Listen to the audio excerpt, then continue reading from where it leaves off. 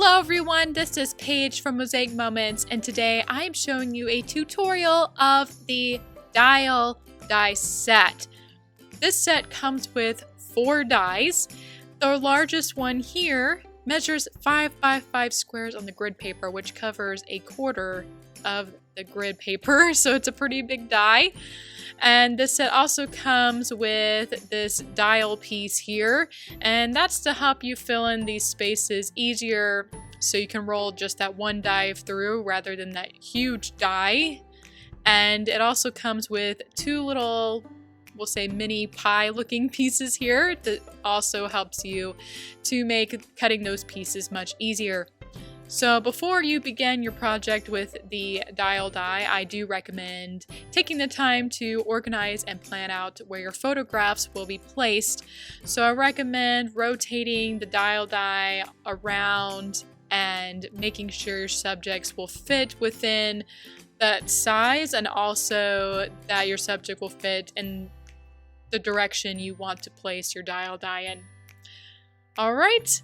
Now that you have been introduced to the dial die set, let's get started with the demo.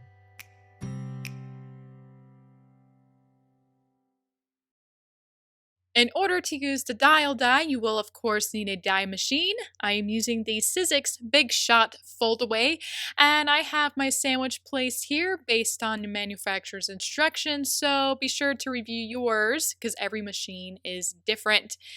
Alright, right now I'm going to cut with the dial die, and as you can see, it is really big. And we encourage to cut or place the dies in at an angle so there's not so much pressure going through the machine all at once. But this die is so large, you're going to have a really hard time getting it at a diagonal. So just do the best you can. I have it as much as I can, but for the most part, it's going to go straight through. And then you're going to place a piece of paper, I'm using solid cardstock here, that's large enough to be cut with that entire die. And then you can put your plate on top and roll it through the machine. And this machine is very new and it's very tight, so I'm rotating it slowly because it's really hard to get it through the machine. So just so you know, the bigger the die is, the harder you're going to have to probably work to get it through the machine, and it will be making a lot of cranking noises. So I'm just preparing you for that. Alright, so I cut it all the way through finally. It took me a little bit of some strength there. And basically you're going to have that, well, you can get rid of the excess pieces, and you are going to keep the cardstock that is within the die itself. If it gets stuck, you can use a pair of tweezers to poke it through one of the holes to get that frame out. Just be careful because this die is thin and pretty fragile and you don't want to bend or tear it, so be careful when you take it out of the die. And you can discard the rest of the pieces. So I'm going to cut with this die 3 more times as well. And once you get those pieces cut, you're going to glue the back of them. I have a piece of cardstock here so that way I don't get glue on my grid paper or on the table. This is the Herma Re-positionable glue. We really like this brand. Most repositionable glues tend to not, I guess they don't stay permanent for very long, it seems like, but this one does become permanent. We have layouts that are over 15 years old and it's really stuck down, so this is a great brand. We do sell it on our site snapandcrop.com if you want some for yourself. And basically you're going to just take your time and glue around each corner and each of the edges around the back of your die. So take your time and make sure to, again, take care when you're gluing down that you don't rip or bend any part of the die. Next, you're going to glue this on your grid paper. Make sure those little tiny die pieces are in the center of your layout. And then you're going to carefully glue this die along the grid lines here. And because this is such a large, thin die, it is going to be tricky to get this down straight. If needed, you can use the 5x5 die in set A to make a background piece first, and that'll help your die be sturdier and it'll help it stay straighter for those of you who are having a difficult time, that may be the way to go. If you're pretty good at using the dies, you can just put it straight on the grid paper and line it up carefully on that top line and on the left. You can see how much I have to really adjust it here to make sure that this die stays straight. Because again, because it's so thin and large, it's really easy for it to warp along the grid paper here. Once you add your photos and paper within the die itself, it'll also straighten out better.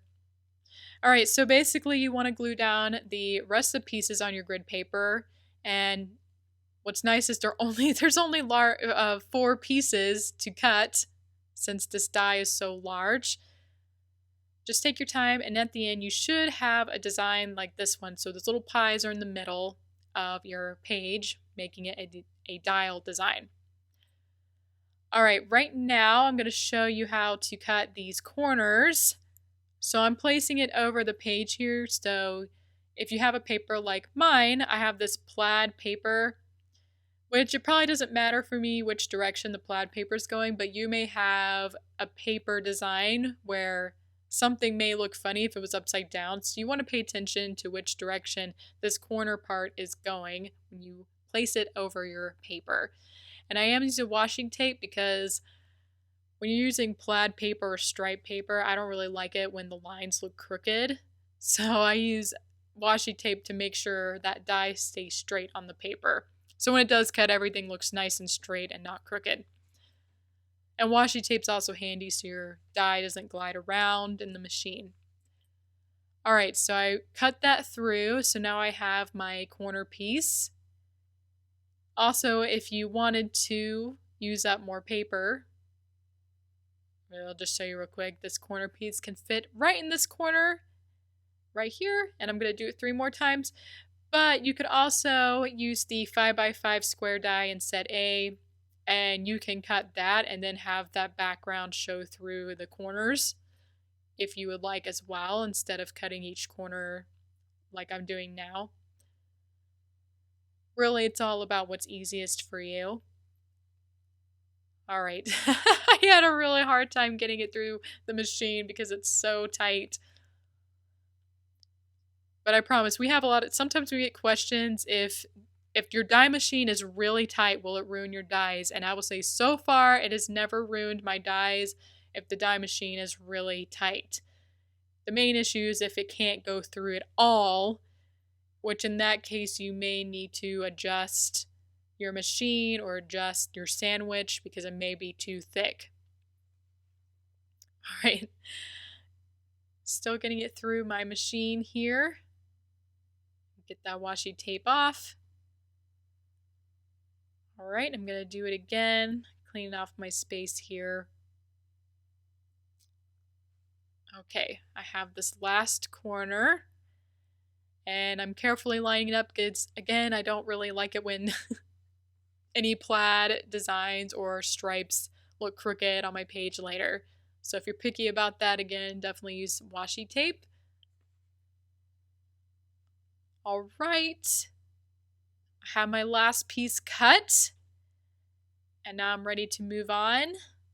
Alright, I have to clean up my space first. Now I'm going to cut these little pie pieces here.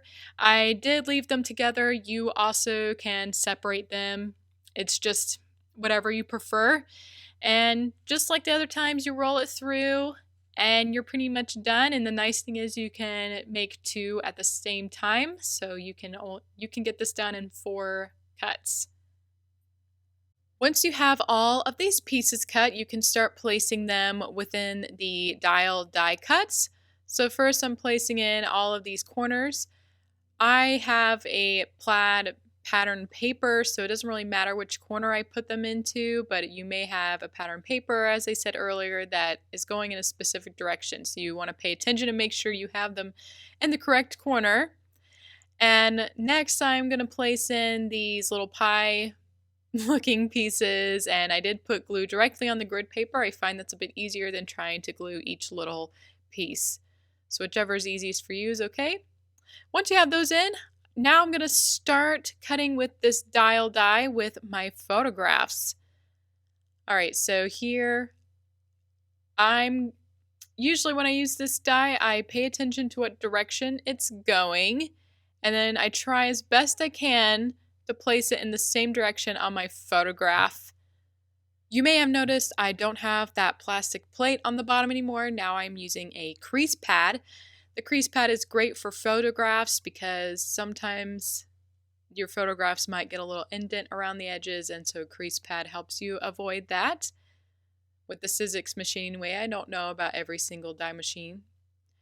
Alright, so I just took the same steps as I did before with this photograph. I placed the die over the die section I want to use and made sure I placed this die on top of the photograph in the direction I want. So that's really important so you don't have an upside down subject. We don't want that, right? Or a subject placed in a way that's kind of awkward. Alright, so I'm going to keep repeating these steps all the way around the layout. I just realized I had my die going in the wrong direction for this photograph, so I actually want it up here in this right corner. And I placed the die over my photograph and in the direction I want it to cut.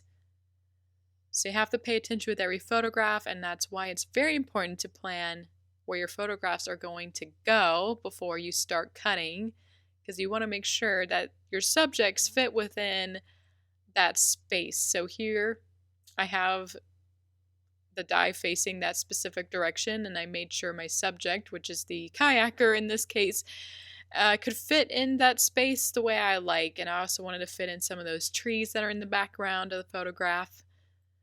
So often with these dies, I don't really like cutting people's faces or their bodies if I can help it. And so generally speaking, I choose photographs where the subjects are pretty far away.